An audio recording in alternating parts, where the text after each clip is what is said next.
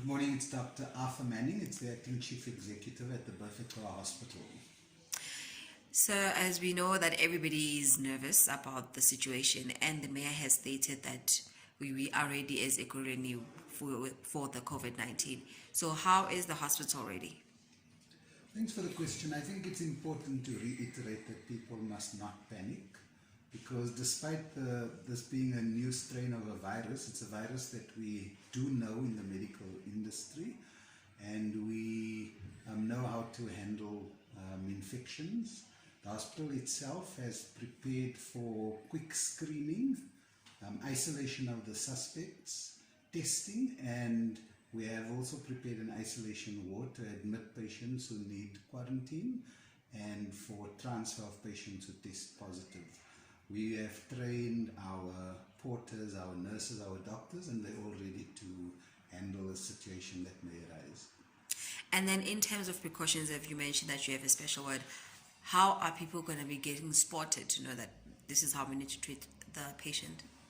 So when patients come in, you'll notice that at the entrances we spraying hands to emphasize hand hygiene. We then also say anybody with flu-like symptoms must immediately approach a healthcare worker. So don't go to a queue and wait. If you have any flu-like symptoms, you go directly to a health worker who will immediately ask you the screening questions. And based on that, we will either take you to a special area, or if we think that you're not at risk, we will then process you the normal way. Once that happens, we assess you in a special isolation area. We do all the necessary testing, and the isolation ward is then where we admit patients and where we treat them with special protective equipment so that both our health workers are safe as well as the patient and the other patients around. Can a patient or a resident who feels that they come in contact come into the hospital and request for testing? If anybody thinks that they're a contact, they have to contact a health worker immediately. So one option is to come into the hospital, in which case we will do the screening. And really the important issues are that you've either had contact with a patient who's positive, or you have had contact with someone with a travel history to an affected area, or else you are symptomatic, or you have some respiratory condition that's unknown. Those are the red flags that would make us test you.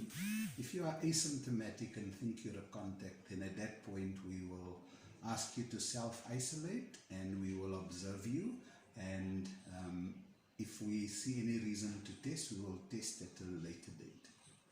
Precautionary measures that the hospital has taken, because it was said that there should not be any unnecessary visits or unnecessary movements within the hospital.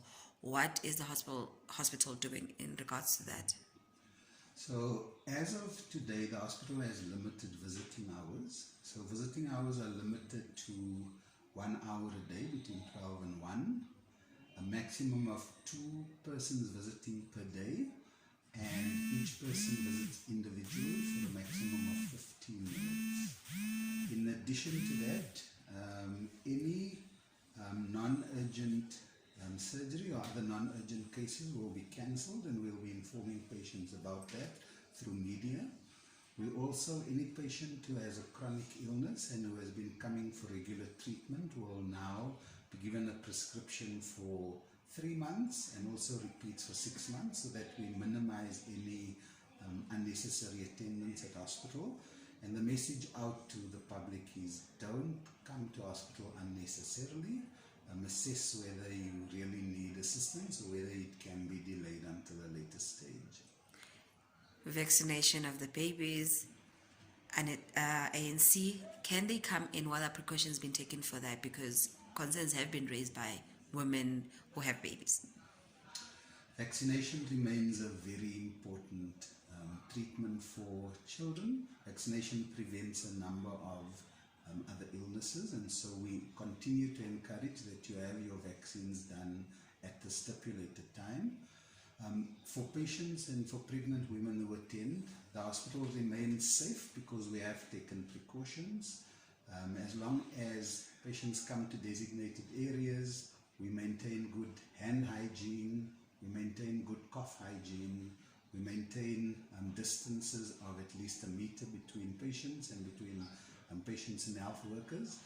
They remain safe to access the services that are needed, such as vaccination. Then you mentioned that there will be cancellation of certain operations. So how are you going to prioritize that? Is it going to be in terms of how long you've been in the hospital, or how severe is your situation?